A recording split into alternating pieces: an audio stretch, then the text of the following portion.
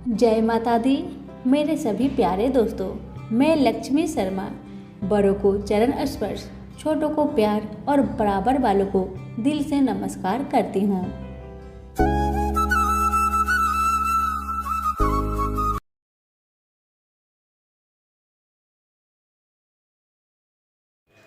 आज है शुक्रवार और मैं आप सभी को सुनाने जा रही हूँ भगवान शुक्र की व्रत कथा। कथा को पूरा सुनिए। कहते हैं कि किसी भी कथा को अधूरा छोड़ा नहीं जाता। कथा को हमेशा पूरा ही सुनना चाहिए।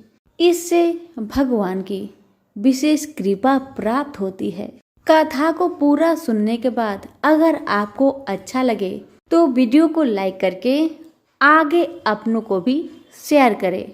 अब आइए सुनते हैं शुक्र देव की व्रत कथा।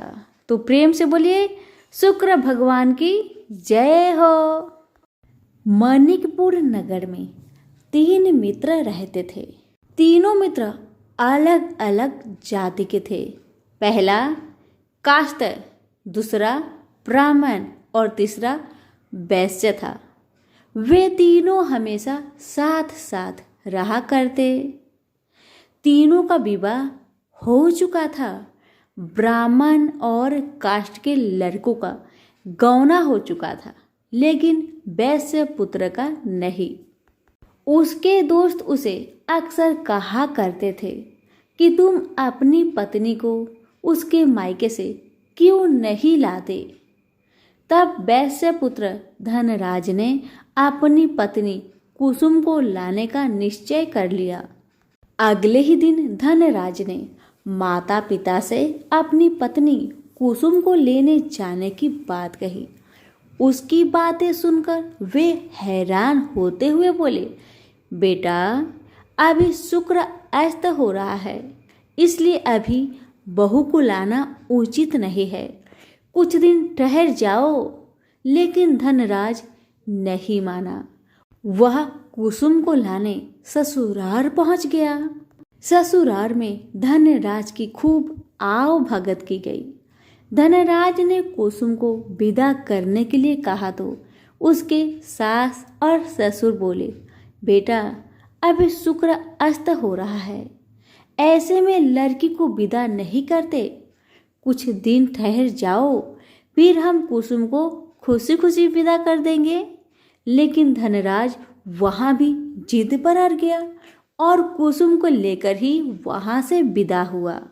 धनराज कुसुम को जब अपने घर ले जा रहा था तो अचानक बैल तेजी से भागने लगे। रास्ते में पड़े पत्थर से टकराने से गाड़ी की पहिया टूट गया। फलस्वरूप ये था कि कुसुम को काफी चोट आई। दोनों को आगे की यात्रा पैदल ही करनी पड़ी। सुनसान रास्ते से गुजरते हुए डाकुओं ने उन्हें लूट लिया। उनका सारा धन, आभूषण और वस्त्र छीन लिया। किसी तरह वे अपने जान बचाकर अपने घर को पहुंचे। लेकिन दुख की बात यह है कि दूसरे ही दिन घर में धनराज के बिस्तर पर सांप चढ़ गया और उसे डस लिया। सेठ जी ने बड़े बड़े चिकित्सक बुलाए, मगर कोई भी चिकित्सक जहर उतारने में सफल नहीं हुआ। दूर दूर से सपेरे बुलाए गए, लेकिन कोई भी धनराज को नहीं बचा सका। धनराज की मृत्यु हो गई। उसी समय पंडितों ने सेठ जी को एक बात बताई कि आपके बेटे ने शुक्र अस्त होने पर बहू को विदा कर लाने की भूल की है।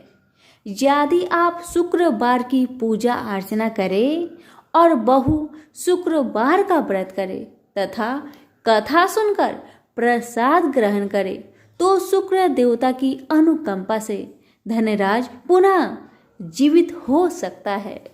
सेठ जी ने पंडितों की बात मानकर अपने मृत बेटे और बहू को वापस उसके ससुराल भेज दिया। कुसुम ने अपने घर पहुंचकर शुक्रवार का व्रत और पूजा पाठ की।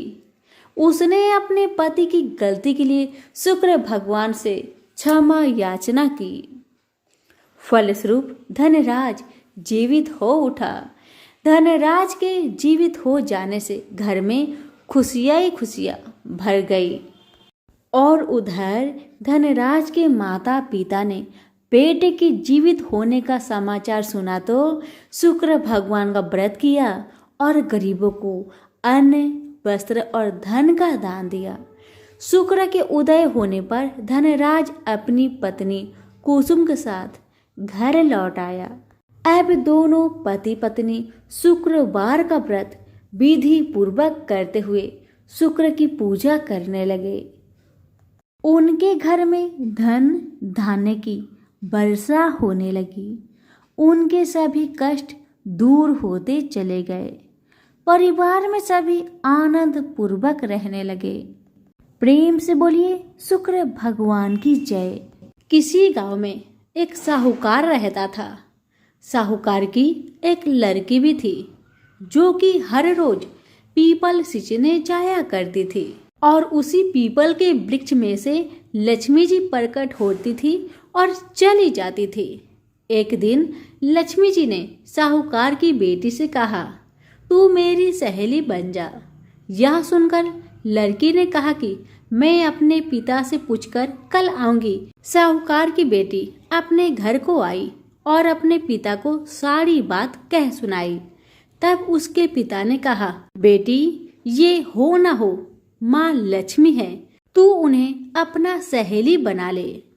दूसरे दिन वह लड़की फिर से पीपल सींचने गई। तब पीपल के वृक्ष में से लक्ष्मी जी निकल कर आई और कहा, सहेली बनेगी? तो लड़की ने कहा, हाँ मैं बनूंगी। और तब से दोनों सहेली बन गए। अब जब सहेली बन गए तो लक्ष्मी जी ने उसको खाने का न्योता दिया। घर आकर लड़की ने अपने माँ बाबा से कहा कि मेरी सहेली ने मुझे खाने का न्योता दिया है। तब माँ बाबा ने कहा कि सहेली को जिमने जाइयो पर घर को संभाल कर जाइयो। तब वह लक्ष्मी जी के यहाँ जिमने गई तो लक्ष्मी जी ने उसे साल 2 साल ओढ़ने के लिए दिया। रुपए दिए, सोने की चौकी, सोने की थाली में 36 प्रकार का भोजन करा दिया। जिम कर जब वह जाने लगी तो लक्ष्मी जी ने पल्ला पकड़ लिया और कहा, कल मैं भी तेरे घर जिमने आऊंगी। तो लड़की ने कहा, ठीक है दोस्त आ जाना। बेचारी घर आकर चुपचाप उदास बैठ गई। तब पिता ने पूछा, बेटी सहेली के यहाँ जिम कर आ गई पर तुम उदास क्यों हो, बताओ। तब बिटिया ने कहा, पिताजी मेरे को लक्ष्मी जी ने इतना दिया, अनेक प्रकार के भोजन कराए, पर अब माँ लक्ष्मी मेरे घर जिमने आएगी तो मैं कैसे उनको जिमा पाऊंगी। अपना घर में तो कुछ भी नहीं है। तब उसके पिता ने कहा कि गोबर मिट्टी से चौका लगाकर घर की सफाई कर लेना। 4 मुख वाला दिया जलाकर लक्ष्मी जी का नाम लेकर रसोई में बैठ जाना। लड़की सफाई करके लड्डू लेकर बैठ गई। उसी समय एक रानी नहा रही थी। उसका 9 लक्खा हार चील उठाकर ले गई और उसके घर वह 9 लक्खा हार डाल गई, उसका लड्डू ले गई। बाद में वह हार को तोड़कर बाजार में गई और सामान लाने लगी तो सुनार ने पूछा कि क्या क्या चाहिए। तब उसने कहा कि सोने की चौकी, सोने का थाल, साल 2 साल दे दे, मोहर दे और सारी सामग्री दे, 36 प्रकार का भोजन हो जाए इतना सामान दे। सारी चीजें लेकर बहुत तैयारी करी और रसोई बनाई। तब गणेश जी से कहा कि लक्ष्मी जी को बुलाओ। आगे आगे गणेश जी और पीछे पीछे लक्ष्मी जी आई। उसने फिर चौकी डाल दी और कहा, सहेली चौकी पर बैठ जा। जब लक्ष्मी जी ने कहा, सहेली चौकी पर तो राजा रानी के भी मैं नहीं बैठी, किसी के भी नहीं बैठी, तो उसने कहा कि मेरे यहाँ तो बैठना ही पड़ेगा। फिर लक्ष्मी जी चौकी पर बैठ गई। तब उसने बहुत खातिर की। जैसे लक्ष्मी जी ने करी थी वैसे ही उसने करी। लक्ष्मी जी उस पर प्रसन्न हो गई। घर में खूब रुपए एवं लक्ष्मी हो गई। साहूकार की बेटी ने कहा, मैं अभी आ रही हूँ, तुम यहीं बैठे रहना। और वह चली गई। लक्ष्मी जी गई नहीं और चौकी पर बैठी रही। उसको बहुत दौलत दी। हे लक्ष्मी माता, जैसे तुमने साहूकार की बेटी को दिया वैसे सबको देना। कहानी सुनते, हुक्कारा भरते अपने सारे परिवार को दियो। पीहर में देना, ससुराल में देना, बेटे पोते को देना। हे लक्ष्मी माता, सबका कष्ट दूर करना, दरिद्रता दूर करना, सबकी मनोकामनाएं पूर्ण करना। तो प्रेम से बोलिए लक्ष्मी माता की जय हो। किसी गांव में अनेक लोग रहा करते थे और सभी अपने अपने कामों में मग्न रहते थे। किसी को किसी का चिंता फिक्री परवाह था ही नहीं। सब अपने से ही मतलब रखते थे। इसी कारण से भजन कीर्तन, भक्ति भाव, दया माया, परोपकार जैसे संस्कार कम हो गए। उस गांव में बुराइयां बढ़ गई थी। शराब, जुआ, रेस, व्यभिचार, चोरी डकैती वगैरह बहुत गुना शहर में होता रहता था। इसके बावजूद उस गांव में कुछ अच्छे लोग भी रहा करते थे। ऐसे ही लोगों में शीला और उनके पति की गृहस्थी मानी जाती थी। शीला बहुत धार्मिक प्रवृत्ति की थी और उसका स्वभाव संतोषी था। उनका पति भी विवेकी और सुशील था। शीला और उसका पति कभी किसी की बुराई नहीं किया करते थे और प्रभु भजन में अच्छी तरह समय व्यतीत करते थे। शहर के लोग उनकी गृहस्थी की सराहना करते थे।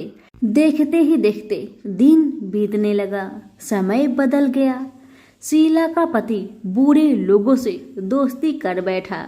अब होना क्या था वो तो हम सभी जानते हैं। अच्छे संगति का असर हमेशा अच्छा ही होता है, बुरा संगति का असर हमेशा बुरा ही होता है। इसलिए हमें हमेशा अच्छे संगति से संगत रखना चाहिए, बुरे से नहीं। अब जब शीला का पति बूढ़े लोगों से दोस्ती कर बैठा, अब वह जल्द से जल्द करोड़पति बनने का ख्वाब देखने लगा। इसलिए वह गलत रास्ते पर चल पड़ा। फलस्वरूप वह रोडपति बन गया।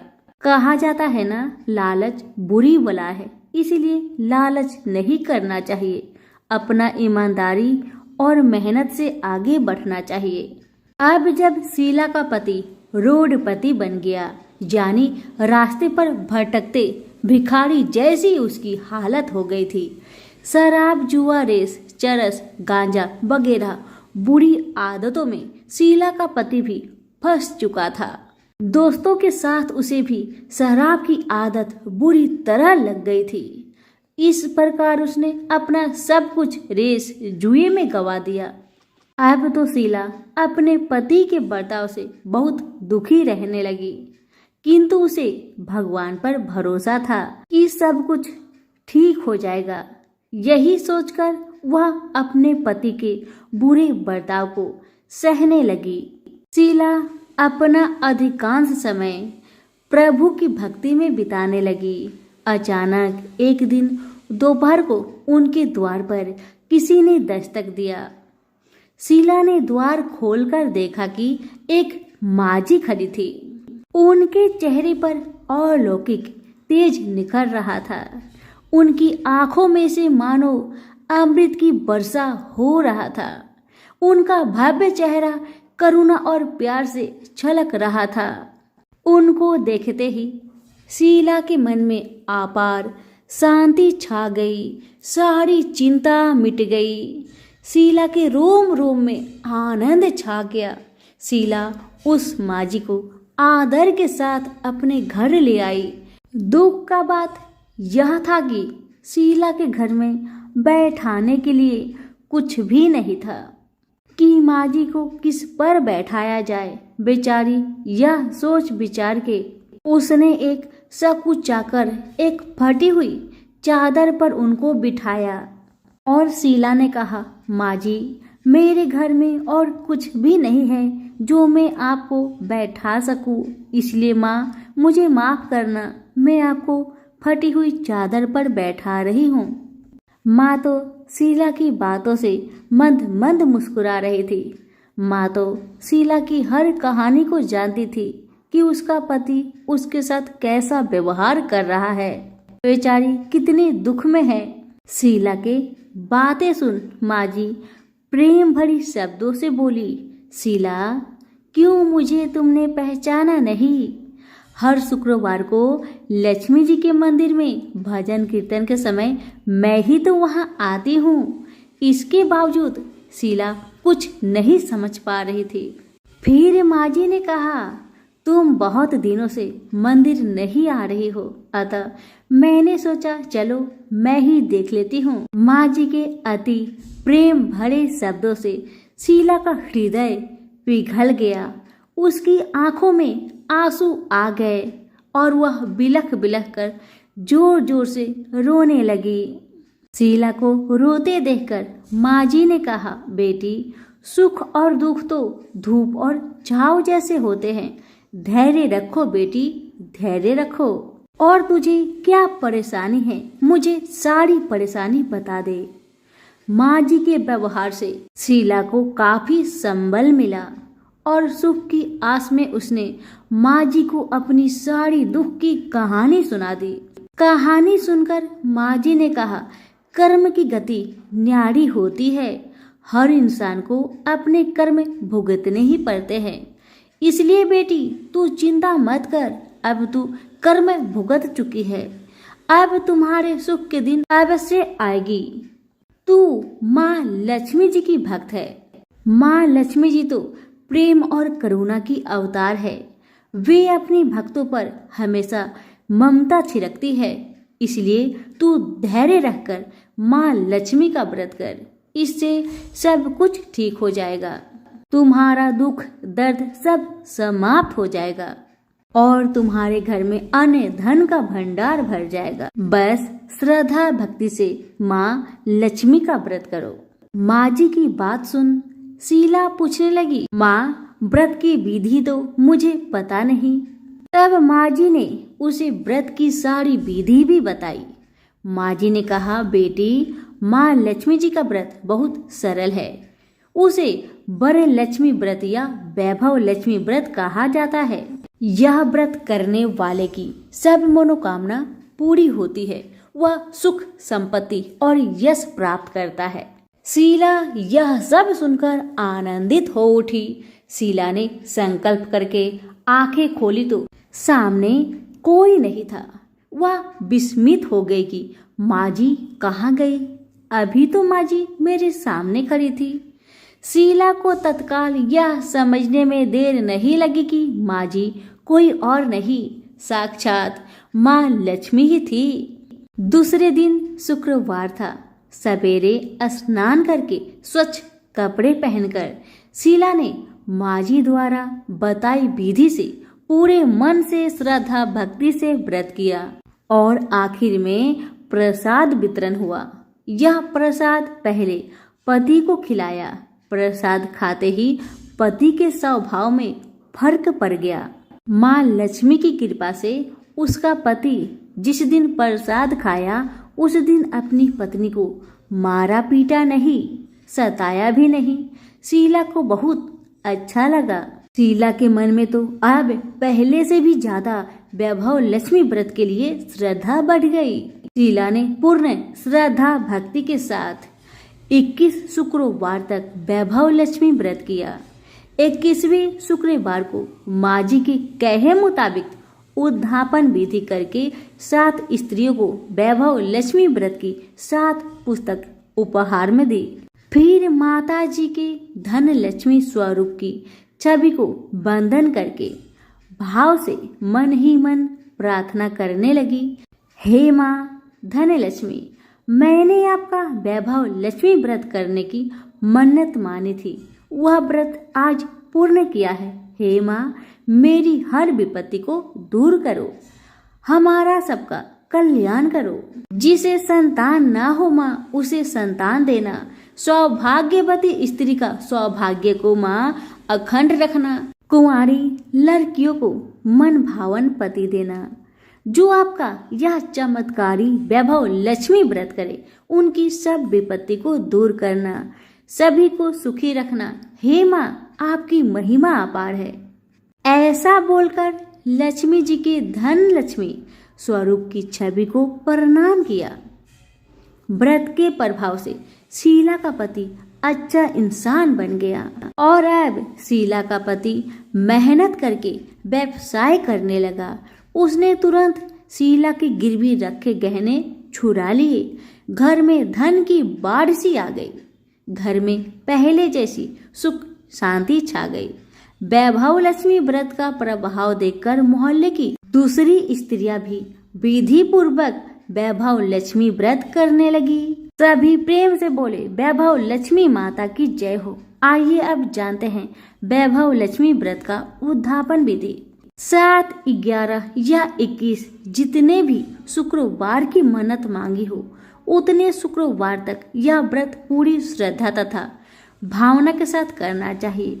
आखिरी शुक्रवार को इसका शास्त्रीय विधि के अनुसार उद्यापन करना चाहिए। आखिरी शुक्रवार को प्रसाद के लिए खीर बनानी चाहिए।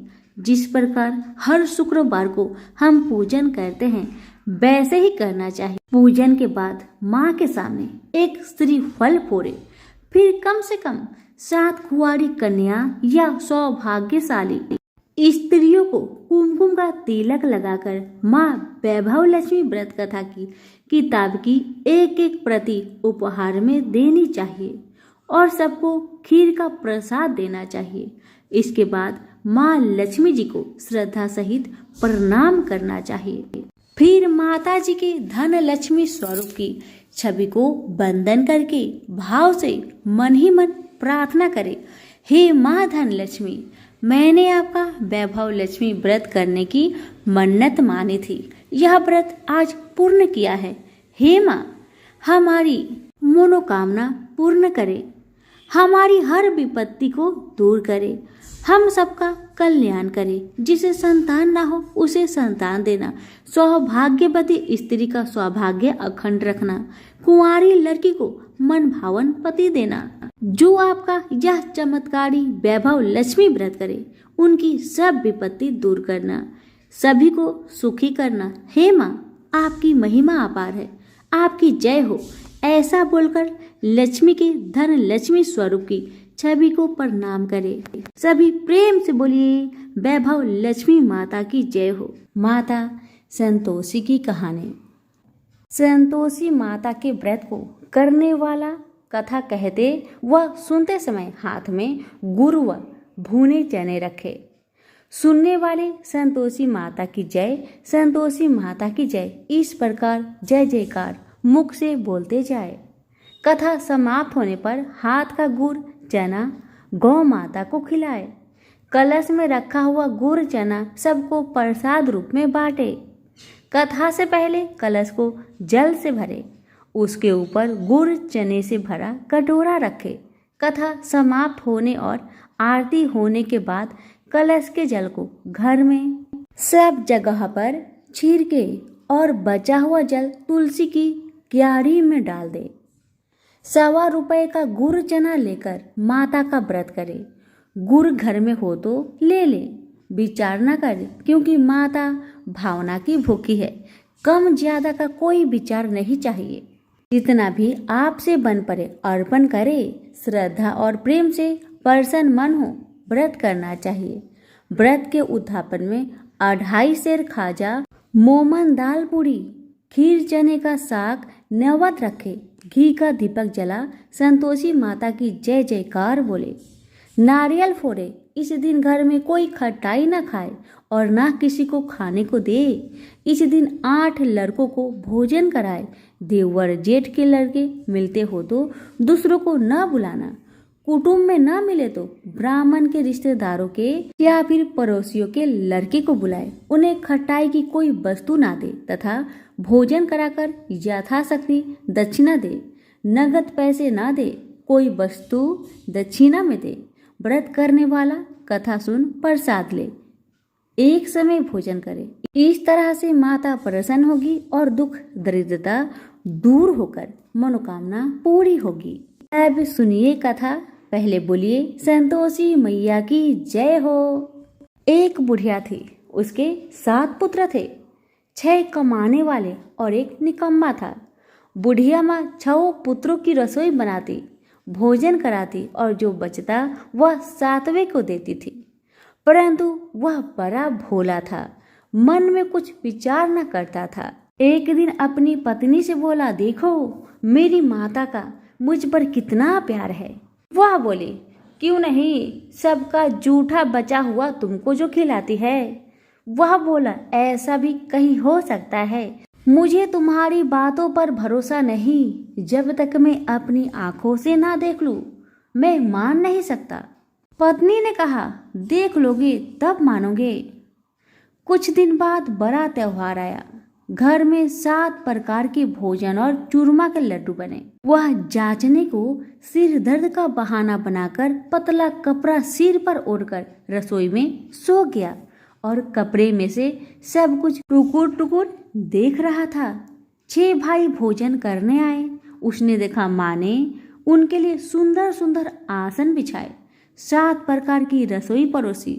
वह आग्रह करके उन्हें जिमाती है। वह देखता रहा। 6 भाई भोजन करके उठे, तब जूठी थालियों में से लड्डुओं के टुकड़ा उठाकर एक लड्डू बनाया। जूठन साफ कर माँ ने उसे पुकारा, उठ बेटा, 6 भाई भोजन कर गए, अब तू ही बाकी है, उठ ना, कब खाएगा। वह कहने लगा, माँ मुझे भोजन नहीं करना, मैं परदेश जा रहा हूँ। माता ने कहा, कल जाता हो तो आज चला जा। वह बोला, हाँ हाँ आज ही जा रहा हूँ। यह कहकर वह घर से निकल गया। चलते समय पत्नी की याद आई।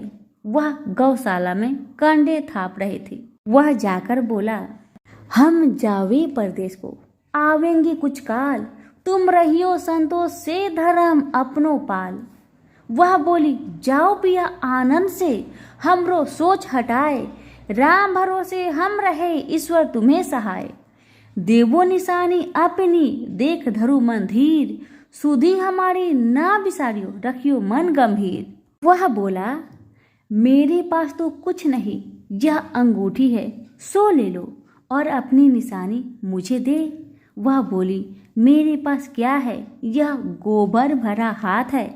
यह कह उसकी पीठ में गोबर की हाथ की थप्पी मार दी। वह चला गया। चलते चलते दूर देश में पहुंचा। वहाँ एक साहूकार की दुकान थी।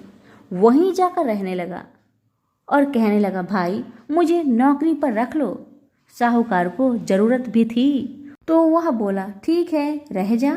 लड़के ने पूछा, तनख्वाह क्या दोगे?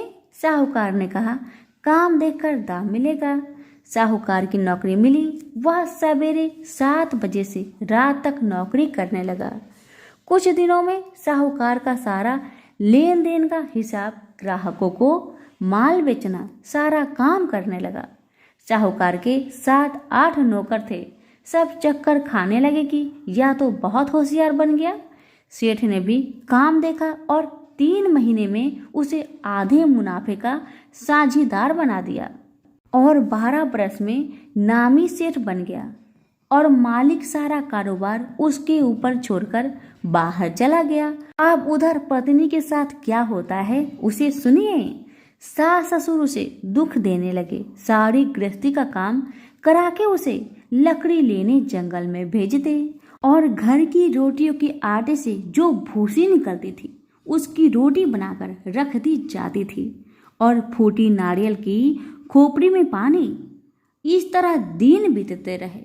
एक दिन की बात है, वह लकड़ी लेने जा रही थी कि रास्ते में बहुत सी स्त्रियां संतोषी माता की व्रत करती दिखाई दी। वहीं खड़ी हो वह भी कथा सुन और बहनों से बोली, बहन तुम किस देवी देवता का व्रत करती हो और इसके करने से क्या फल होता है? इस व्रत की करने की विधि क्या है? यदि तुम अपने इस व्रत का विधान मुझे समझाकर कहोगी तो मैं भी तुम्हारा बड़ा एहसान मानूंगी। तब उनसे एक स्त्री बोली, सुनो, यह संतोषी माता का व्रत है। इसके करने से निर्धनता, दरिद्रता का नाश होता है, लक्ष्मी आती है। मन की चिंताएं दूर होती है। घर में होने से मन को सुख, प्रसन्नता और शांति मिलती है। व्रत के दिन घर में खटाई कोई न खाए, यह सुनकर बहू चल दी। रास्ते में लकड़ी बोझ को बेच दिए और उन पैसों से गुड़ चना ले माता के व्रत की तैयारी कर आगे चली गई और सामने मंदिर देख पूछने लगी, यह मंदिर किसका है? सब बच्चे कहने लगे, संतोषी माता का मंदिर है। यह सुन माता के मंदिर में जा माता के चरणों में लौटने लगी। दिन हो विनती करने लगी, माँ मैं निपट मूर्ख हूँ, व्रत के नियम कुछ नहीं जानती, मैं बहुत दुखी हूँ।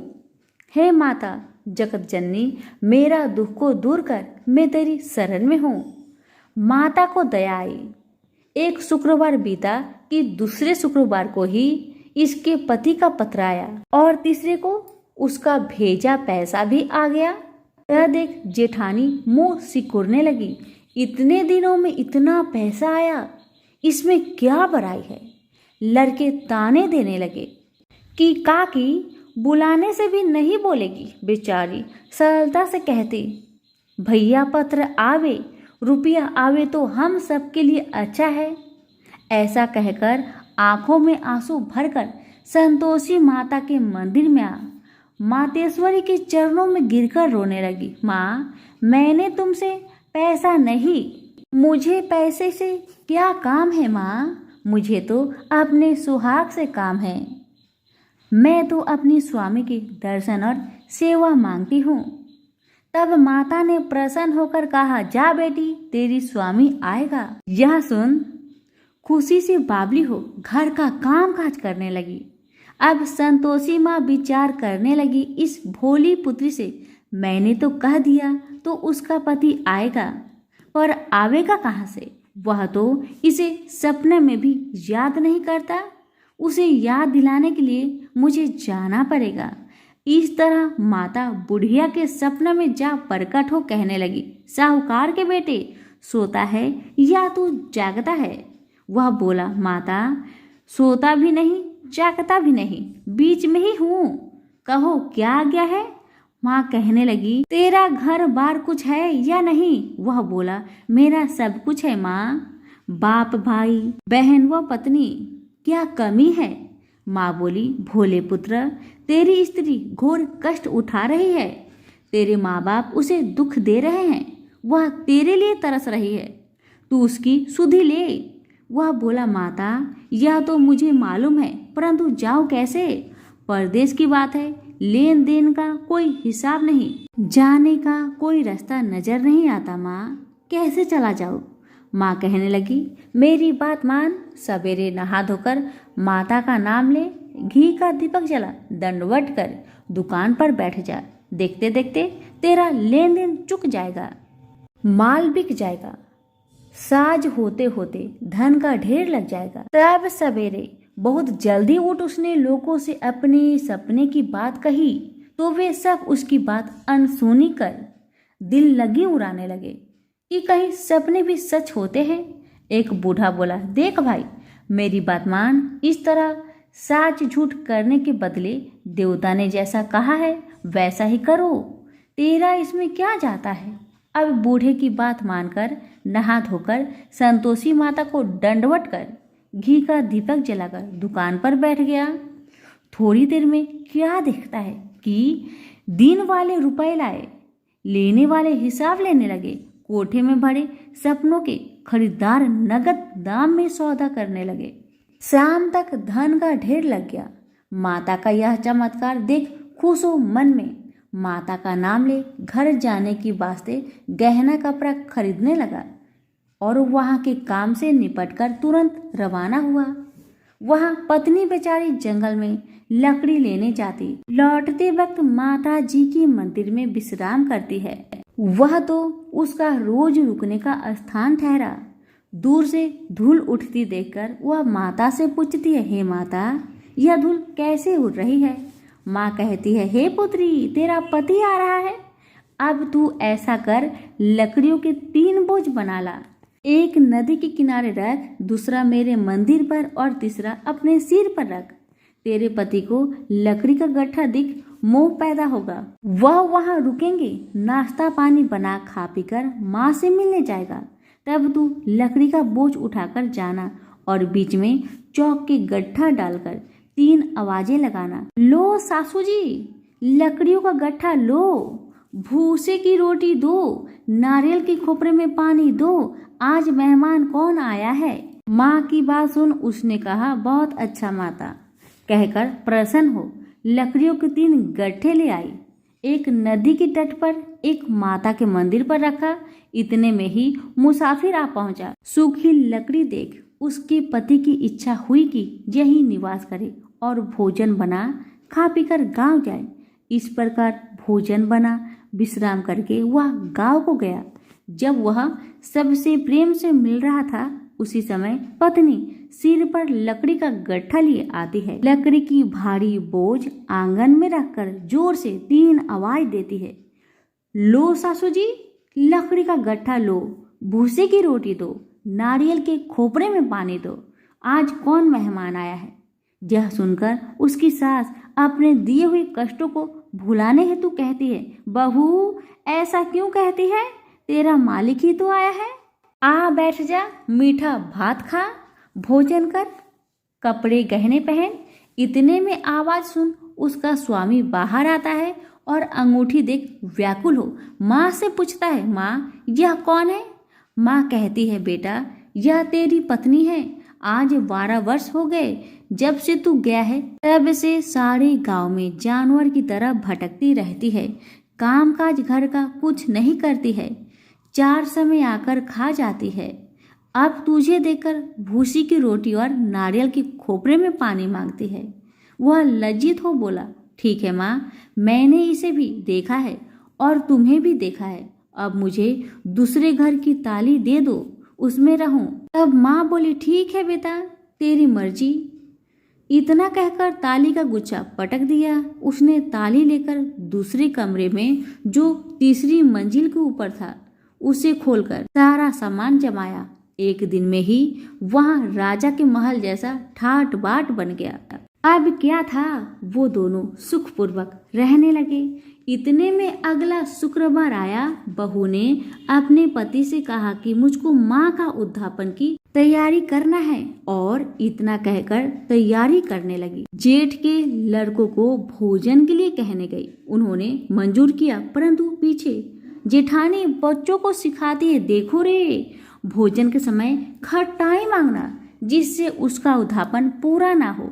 लड़के जीवने आए, खीर पेट भर खाए, परंतु याद आते ही कहने लगे, हमें कुछ खटाई दो, खीर खाना हमें भाता नहीं, खीर देखकर तो हमें अरुचि होती है। बहू कहने लगी, खटाई किसी को नहीं दी जाएगी, यह तो संतोषी माता का प्रसाद है। लड़के उठ खड़े हुए और बोले, पैसे लाओ। भोली बहू कुछ जानती नहीं थी, सो उन्हें पैसे दे दिए। लड़के उसी समय उठ इमली लाकर खाने लगे। यह देखकर संतोषी माता बहू पर क्रोधित हुई। राजा के दूत उसके पति को पकड़ कर ले गए। जेठ जेठानी मन माने खोटे वचन कहने लगे। लूट लूट कर धन इकट्ठा कर लाया था, सो राजा के दूत उसको पकड़ कर ले गए। अब सब मालूम पड़ जाएगी जब जेल की मार खाएगा। बहू से वचन सहन नहीं हुए। वह रोती रोती माता के मंदिर में गई और बोली, हे माता, तुमने ये क्या किया, मुझे हंसाकर अब क्यों रुलाती हो माँ। तब माता बोली, पुत्री, तूने उद्यापन करके मेरा व्रत भंग किया, इतनी जल्दी सब बातें भुला दी। वह कहने लगी, माता, भूली तो नहीं हो, न कुछ अपराध किया है, मुझे तो लड़कों ने भूल में डाल दिया, मैंने भूल से उन्हें पैसे दे दिए, मुझे क्षमा करो माँ, मुझे क्षमा करो। माँ बोली, ऐसे कहीं भूल होती है। वह बोली, माँ मुझे माफ कर दो माँ, मैं फिर से तुम्हारा उद्यापन करूंगी। माँ बोली, अब भूल जा पुत्री, तेरा मालिक तुझे रास्ते में ही आता मिलेगा। वह घर को चली। रास्ते में उसका पति आता मिला। उसने पूछा, तुम कहाँ गए थे? तब वह कहने लगा, इतना धन जो मैं कमाया हूँ उसका टैक्स राजा ने मांगा था, वह भरने गया था। वह प्रसन्न हो बोली, भला हुआ, अब घर चलो। कुछ दिन बाद फिर शुक्रवार आया। वह बोली, मुझे माता का उद्यापन करना है। पति ने कहा, करो फिर। जेठ के लड़कों से भोजन को कहने गई। जेठानी ने एक दो बातें सुनाई और लड़कों को सिखा दिया कि तुम पहले ही खटाई मांगने लगना। लड़के कहने लगे, हमें खीर खाना नहीं भाता, जी बिगड़ता है, कुछ खटाई खाने को देना। वह बोली, खटाई खाने को नहीं मिलेगा, खाना हो तो खाओ, अन्यथा तुम जा सकते हो। वह बेचारी ब्राह्मण के लड़कों को लाकर भोजन कराने लगी। यथाशक्ति दक्षिणा की जगह एक एक फल उन्हें दिया। इससे संतोषी माँ प्रसन्न हुई। माता की कृपा होते ही 9वें मास उसको चंद्रमा के समान सुंदर पुत्र उत्पन्न हुआ। पुत्र को लेकर प्रतिदिन माता जी के मंदिर जाने लगी। माँ ने सोचा कि वह रोज आती है, क्यों ना मैं इसके घर चलूं, इसका आसरा देखूं तो सही। यह विचार कर माता ने भयानक रूप बनाया। गुड़ और चने से सना मुख, ऊपर सूर्य के समान होठ, उस पर मक्खियां भिनभिना रही थी। दहलीज में पांव रखते ही उसकी सास चिल्लाई, देखो रे, कोई चुड़ैल चली आ रही है, लड़को इसे भगाओ नहीं तो किसी को खा जाएगी। लड़के डरने लगे और चिल्लाकर खिड़की बंद करने लगे। बहू रोशनदार से देख रही थी, प्रसन्नता से पागल होकर चिल्लाने लगी, आज मेरी माँ आई है, आज मेरी माँ मेरे घर को आई है।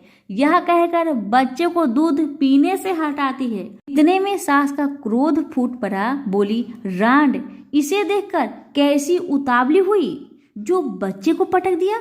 इतने में माँ के प्रताप से जहाँ देखो वही लड़के ही लड़के नजर आने लगे। वह बोली, माँ जी, जिनका मैं व्रत करती हूँ, यह तो वही संतोषी माता है। इतना कहा झट से सारे घर के किवाड़ खोल देती है। सबने माता के चरण पकड़ लिए और विनती कर कहने लगे, हे माता, हम मूर्ख हैं, हमें अज्ञानी हैं, पापी हैं, तुम्हारे व्रत की विधि हम नहीं जानते, तुम्हारे व्रत भंग कर हमने अपराध किया है माँ। हे माँ, आप हमारा अपराध क्षमा करो। उस प्रकार माता प्रसन्न हुई। माता ने बहू को जैसा फल दिया वैसा माता सबको दे। जो पढ़े उनका मनोरथ पूर्ण हो, जो सुने उनका भी मनोरथ पूर्ण हो। तो प्रेम से बोलिए, संतोषी माता की जय हो।